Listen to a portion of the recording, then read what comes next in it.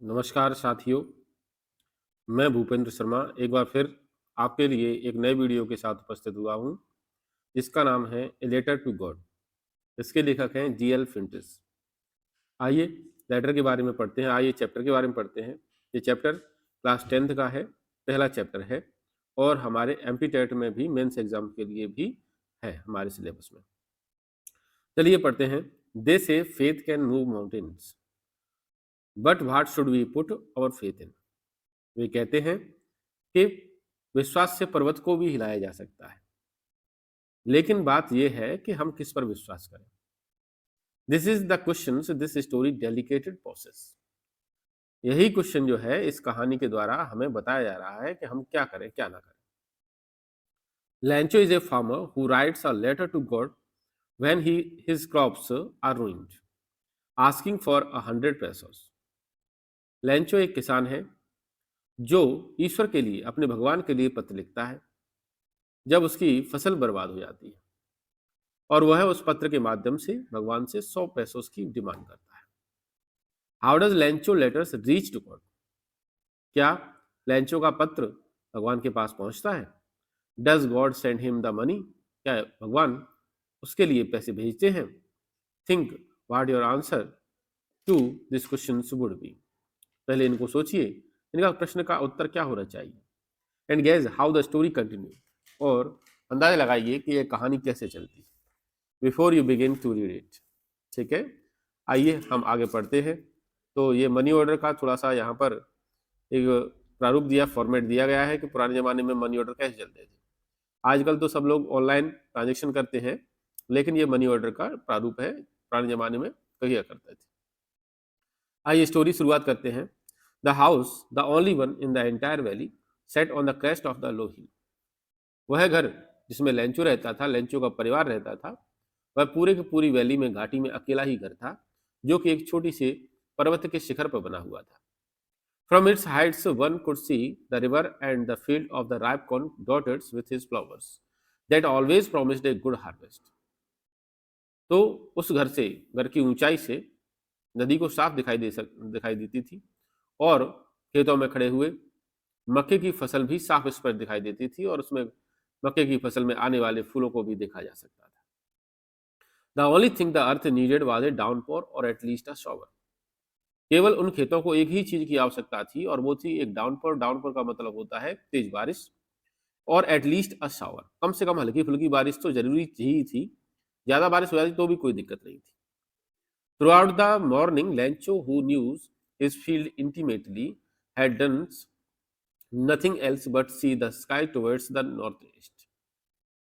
तो सुबह सुबह लेंचो अपने खेतों पर घूमने के लिए गया, तो उसने देखा कि उनके खेतों को एक ही चीज की आवश्यकता है, और वो थी बारिश। इसलिए बारिश की आवश्यकता को देखते हुए वह आकाश की ओर देखता है, और आकाश में किस तरफ देखता है, नॉर्थ ईस्ट साइड में देखता है। पुराने जमाने में कुएं, ट्यूबवेल वगैरह नहीं थे, तो बारिश पर ही डिपेंड करते थे। इसलिए लेंचो क्या है, आकाश की ओर देखता है कि भाई बादल कहीं से आ जाए और बारिश हो जाए तो ये हमारे लिए सबसे अच्छा हो जाए। Now we are really going to get some water woman. The woman who was preparing supper replied, yes God willing. तो लेंचो अपनी पत्नी से कहता है कि अब हमें वास्तव में पानी की जरूरत है, खेतों के लिए पानी की आवश्यकता है। तो उसकी पत्नी जो कि खाना पका रही थी, और वो उत्तर देती है कि हाँ, भगवान हमारी इस बात को अवश्य सुनेंगे। The older boys were working in the fields while the smaller ones were playing near the house until the woman called to them all come for dinner।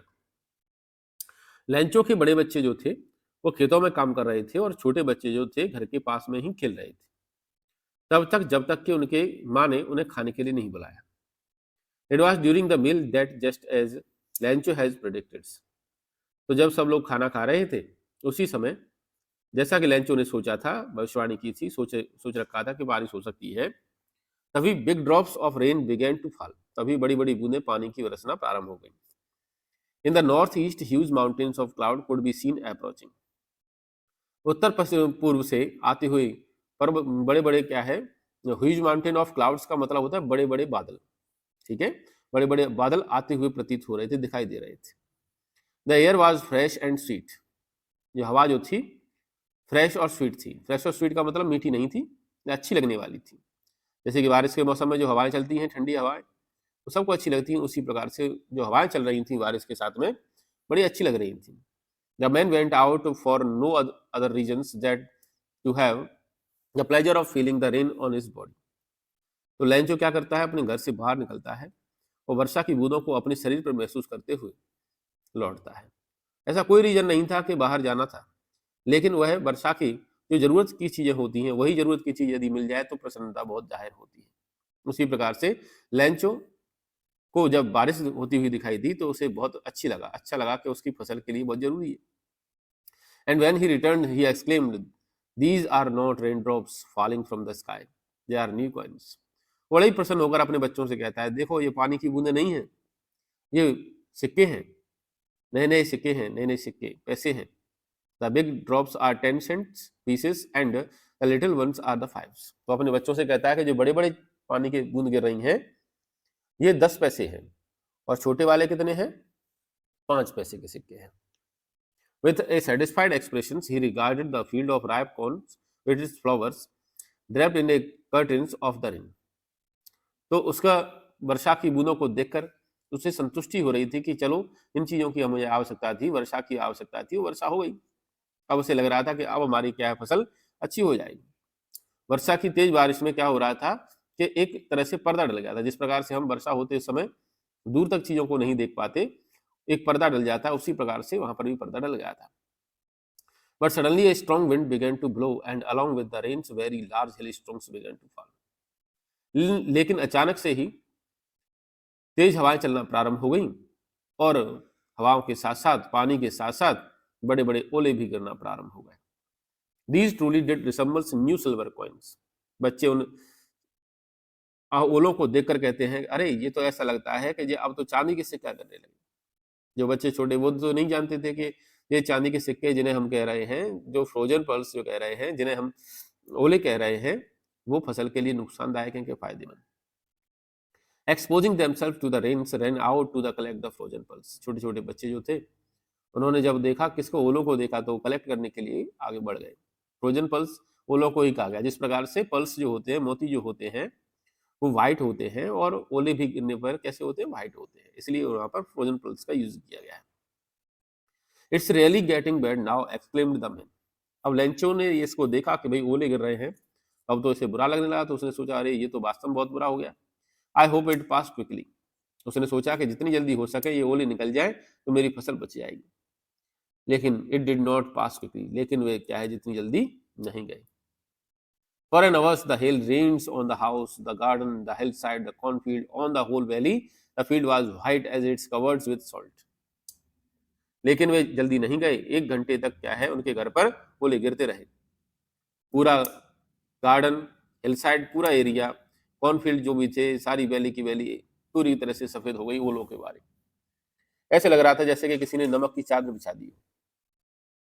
Not a leaf remained on the trees. पेड़ों पर एक पत्ती भी नहीं बची थी। The corn was totally destroyed. फसल जो थी पूरी तरह से बर्बाद हो गई थी। The flowers were gone from the plants.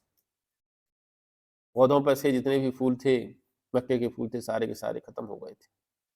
लेंचोस soul was filled with sadness. ऐसा देखकर, जिसके किस किसान की फसल बर्बाद हो गई हो, उसे ये देखकर, ये नज़ारा देखकर तो उसे रोना आता है।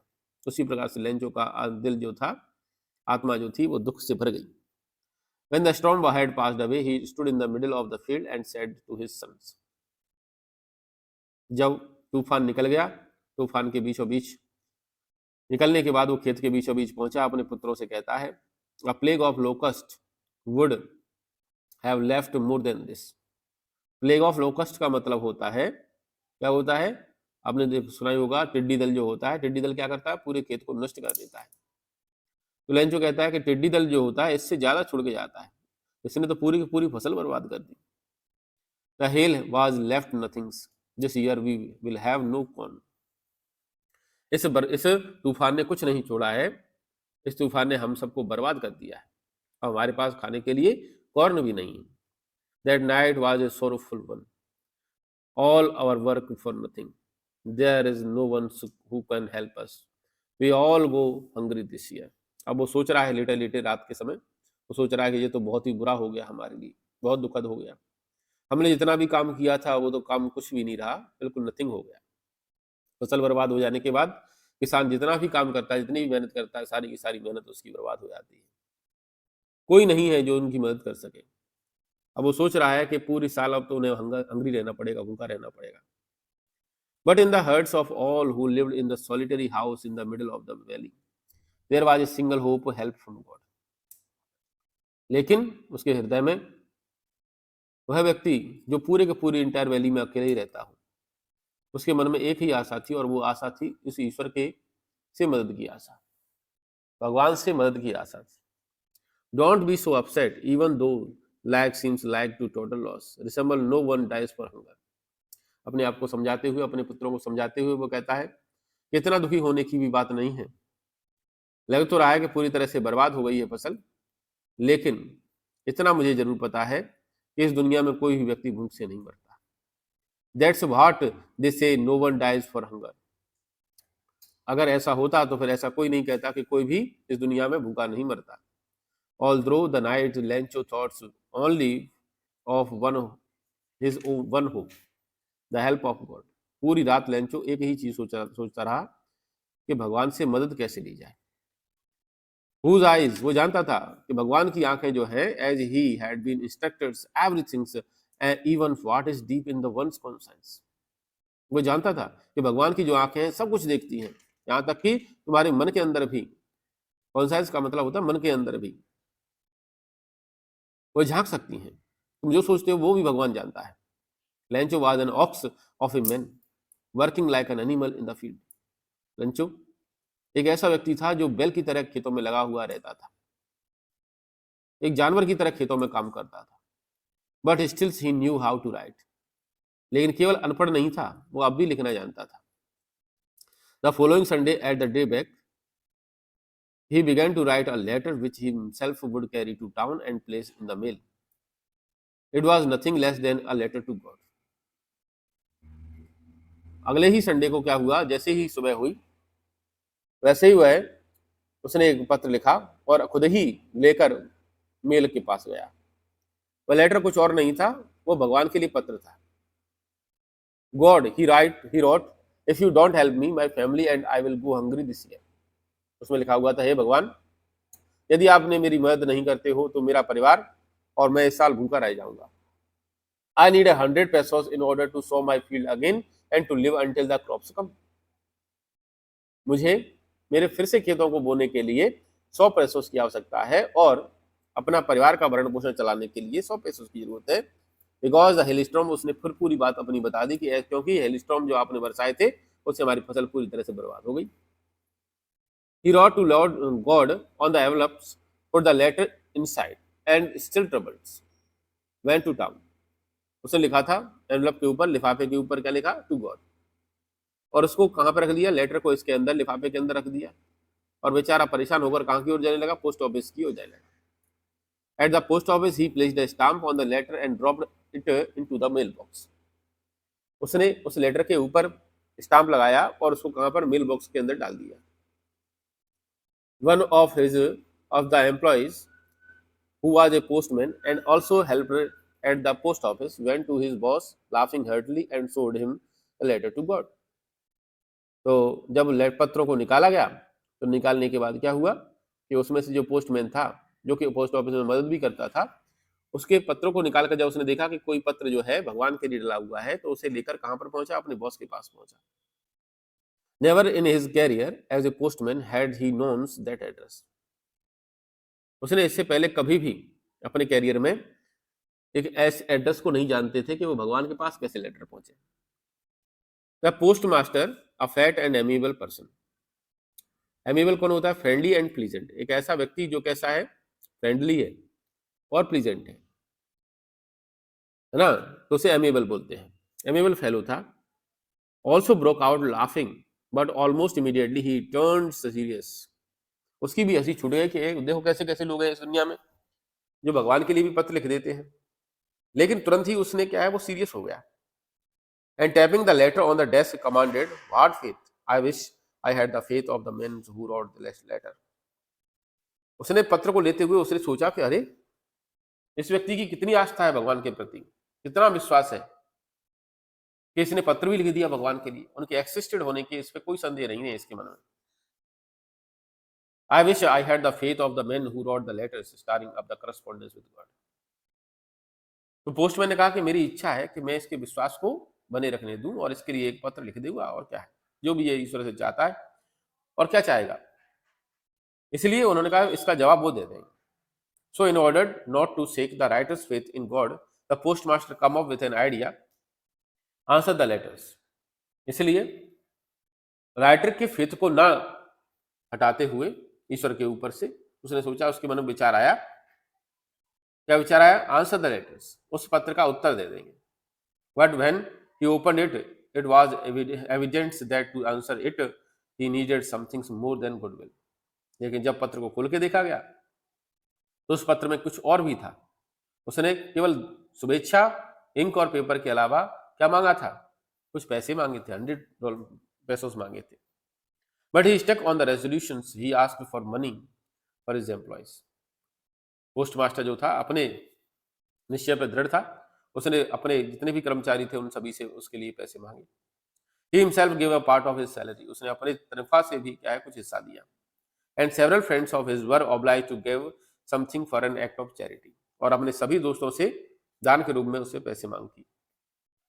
It was impossible for him to gather together the $100। Post master की बस की बात नहीं थी कि वो अपने साथियों के साथ भी $100 इकट्ठे नहीं कर पा रहा था।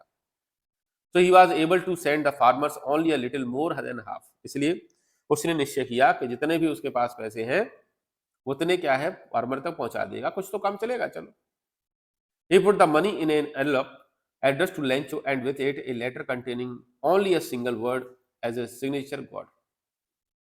उसने सारे के सारे पैसे लिफाफे में रखे और एक पत्र लिखा, उस पत्र कागज लिखा, उस कागज पे केवल गॉड साइन करके भेजा था और कुछ नहीं।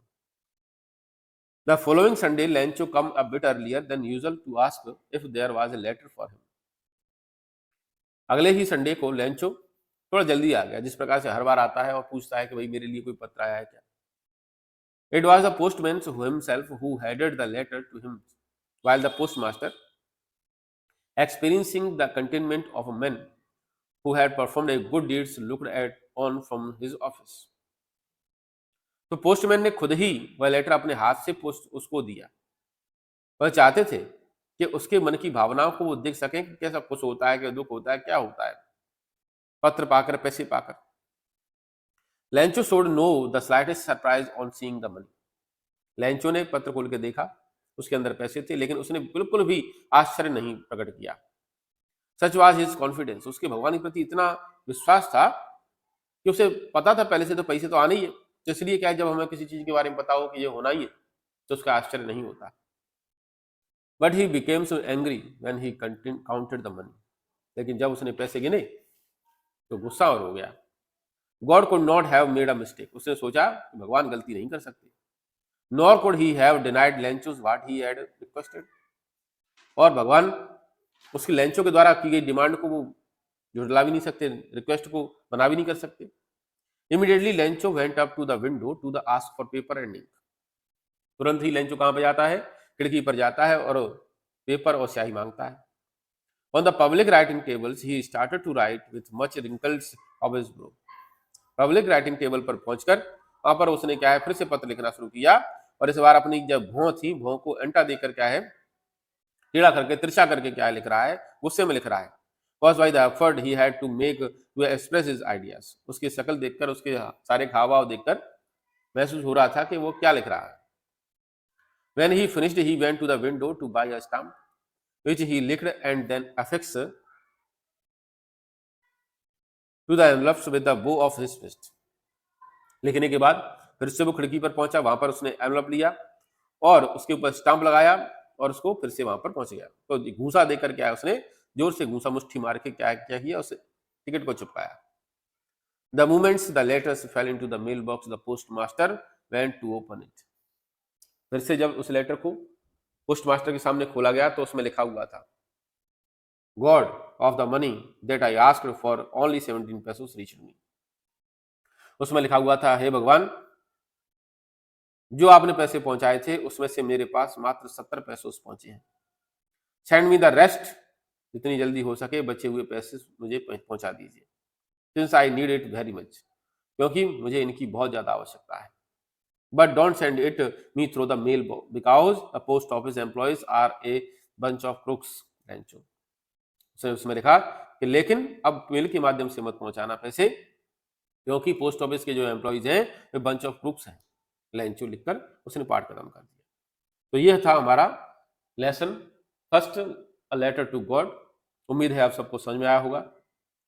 तो अभी तक जिन भाइयों ने चैनल को सब्सक्राइब ना किया हो, प्लीज चैनल को सब्सक्राइब कर लें। Thank you.